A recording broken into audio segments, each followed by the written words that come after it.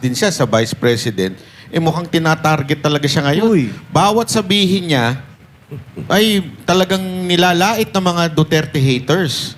Diba? Lalong-lalo nitong huling... Ano, si with all due respect. Oo. Parang with all due respect nun eh. Pero wala namang respeto. Di ba? Nakakainis eh. Sino yun? Si ano, yung mapapel. Naglaway kay Senator. Oo. Alam niyo, alam ba't paboritong-paborito niya talaga si Senator Robin eh. Hindi, pinapakinggan ko yung kanilang exchange kahapon, yung si Congresswoman Jervy Luistro at si Sen Robin. Ang bilang political strategist nga, ang pasok sa isip ko, napakalayo eh. Si Sen Robin was speaking the language of the masa. At nakaka-connect siya sa taong bayan. Yun namang isa, sinasadyang mag-English-English, kunwari, palagay ang papel niya, parang matitisod niya si Sen Robin doon sa pag-English-English niya. Wala nakikinig sa kanyang masa. Ang pinakikinggan si Sen Robin. I mean, you need to be able to communicate to your people. And the best way to do it is kung sino yung nakararami, yung masa, yun ang dapat Sir Lito, nakikipag-ano ka. since yan, di ba, nabanggit nyo na yan, yung bang sa tingin ninyong mga bira kay Sen, Robin, lalong-lalo na yung mga high society. High society, high na high yan. Oo, mga high, di ba?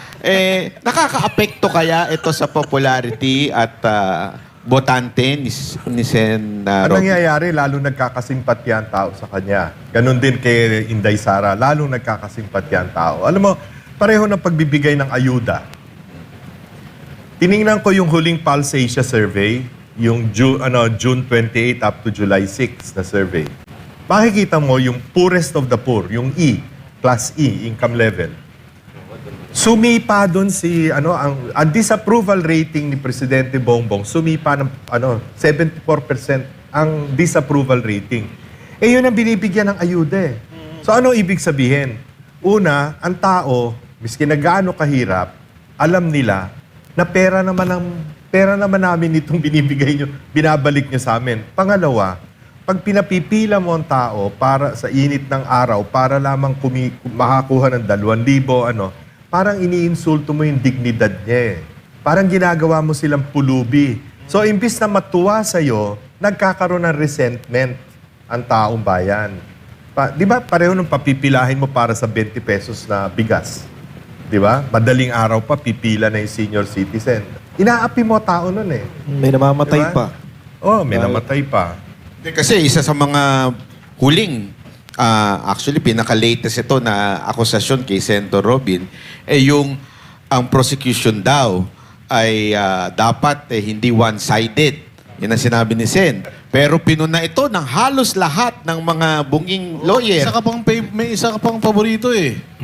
Yung pwedeng maging endorser ng toothpaste. Oo. Yung political analyst na walang trabaho. Oo, ngayon political analyst na, hindi katulad ni Sir Lito, no? Yun, tama. Paborito kayo ng Sir. Yung tumatakas sa kaso. Tumatakas sa kaso yun eh. Ang masasabi ko lang sa ating mga kababayan, kung panonoorin niyo po nung buo yung palitan ng salita, at ito naman, mahirap pong mag-umpisa doon kasi sa hearing dahil bawal po yan. Doon na lang po sa sinabi nila sa press con nila. Ang sabi nila sa press con nila, ang sinasabi ko daw, na one way, masyado naman kayong one-sided eh. Ang sinasabi ko po doon kasi, bakit ang prosecution, binabanatan nyo ang mga senator judge? Hindi nyo dapat ginagawa yan. Kasi judge yan eh. Saan ka naman nakakita ng prosecutor, babanatan mo yung judge? Binabanatan nila yung mga nakakulong na senator judge. Si Jinggoy Estrada, Senator Jinggoy, tsaka si Senator Marcoleta. Banat sila, si Ridon. Binabanatan na hindi dapat yan mag-participate. Binabanatan ni Dilima, hindi yan dapat mag-participate. Anong pakialam nila? Rules namin yun. Hindi dapat sila nakikialam doon. Yun yung sinasabi ko. Pinapayagan nyo yung mga may kaso na mag-witness dito.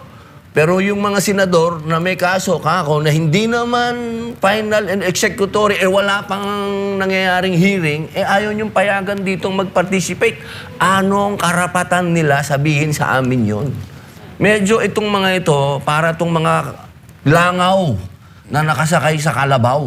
Dapat pagsabihan yan ng aming impeachment court na pagbawalan yan sa... Wala silang karapatan eh, hindi ko nakikita. Meron na ba kayo nakitang piskal na binabanatan yung judge? Abi, pambira. Dapat po ata makontempt yung mga ganyan. Yan po ang dapat mangyari. Kasi alam nyo, ang aking pakiusap,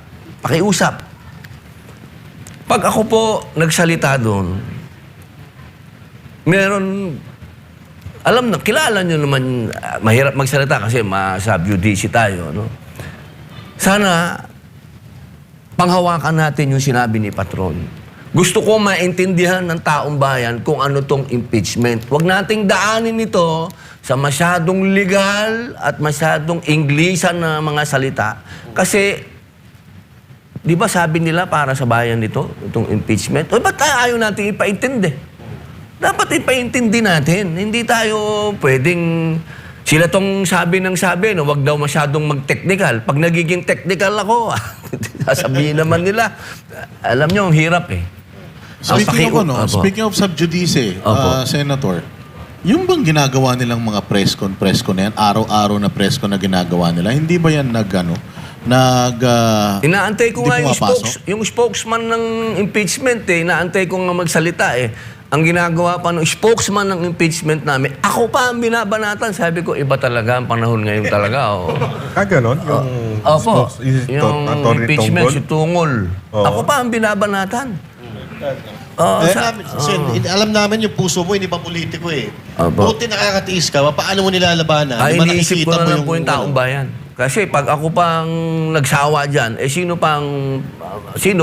Buti hindi ka nangungwelyo eh. Muntik na. Alam nyo, yun, matagal, tinanong yan eh, ni Pia eh. Sabi ni Senator Pia, may mga kasama kami na ganyan mag-threat. Di ba? Pero nakita naman ninyo, wala naman nangyaring ganon. Ibig sabihin, minsan pagka masyado nating siniseryoso yung mga bagay-bagay, yan ang ano eh. Dapat iwasan na lang yung mga satsat ng satsat kasi para... Pero alam nyo, actually, mas tama si Senator Robin doon sa sinabi niyan, dapat yung prosecution hindi one-sided. Kasi nasa ano yan, issue yan ng Supreme Court sa Sipiran na in-issue na kung saan ang primary job ng prosecution is not to convict but to give justice. Opo.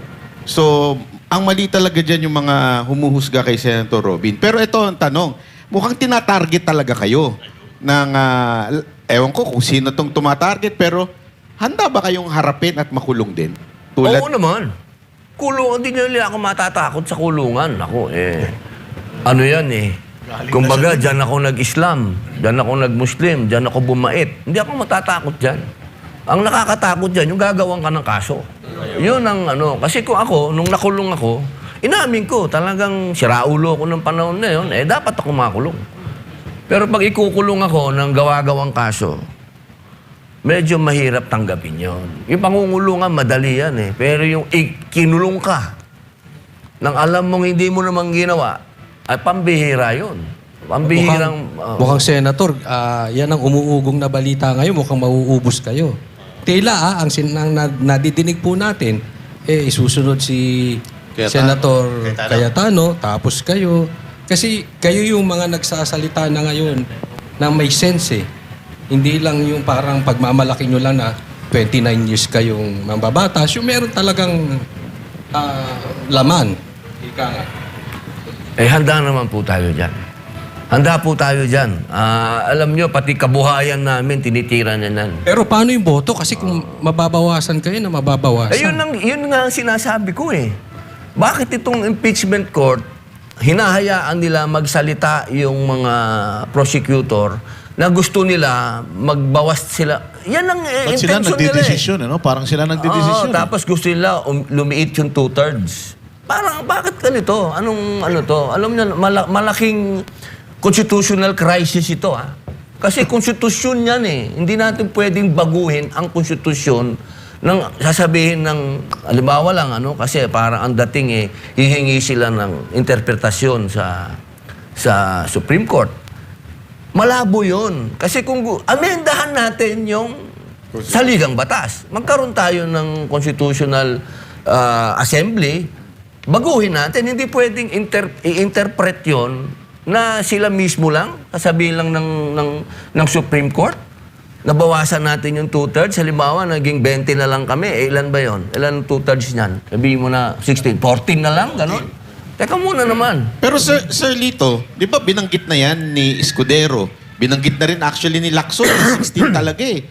Ano kaya ang dahilan kung bakit talagang Pinilit pa rin, inuunti-unti sila na ikulong at posible pa bang bumalok? Okay, sa bagay, may bendalo sila.